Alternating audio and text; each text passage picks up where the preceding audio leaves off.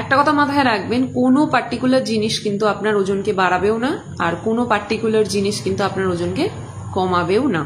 ওকে, তো এইবার হচ্ছে চিয়া সিডস নিয়ে তাহলে এই মিথসটা কেন তৈরি হয়, তার কারণ হচ্ছে চিয়া সিডস হচ্ছে যেহেতু হাই ফাইবার ডায়েট, যখন আমরা অতিরিক্ত ফাইবার রিচ খাদ্য খেতে থাকবো তখন আমাদের স্টমাক ফুল হয়ে যায়, মানে অন্য কোনো খাবার খাওয়ার দিকে ইচ্ছা বা প্রবণতা থাকে না, খিদেও থাকে না। সেই জন্য এইটা সূত্র ধরে একটা শ্রুতি বা মিথ প্রচলিত আছে যে এটা খেলে ওয়েট লস হয়। অ্যাকচুয়ালি ওয়েট লস হয় না। যখন আমরা কম খাবো তখন কি হচ্ছে, আমরা দৈনন্দিন আমাদের যে রিকোয়ারমেন্ট আছে, আরডি আছে, সেটার কম খাচ্ছি।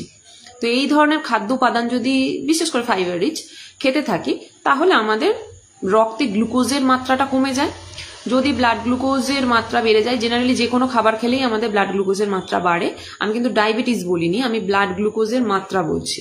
তো ব্লাড গ্লুকোজ লেভেল যে কোনো খাবার খাবার পরেই বেড়ে যায়, এবং সেটাকে যাতে কম করা হয় এবং রক্ত থেকে গ্লুকোজ, মানে গ্লুকোজটা পরবর্তী ক্ষেত্রে গ্লাইকোজেন হয়ে আমাদের লিভার অ্যান্ড মাসেলে গিয়ে ডিপোজিট করবে, যেহেতু আমরা প্রাণী দেহ, অ্যানিমাল।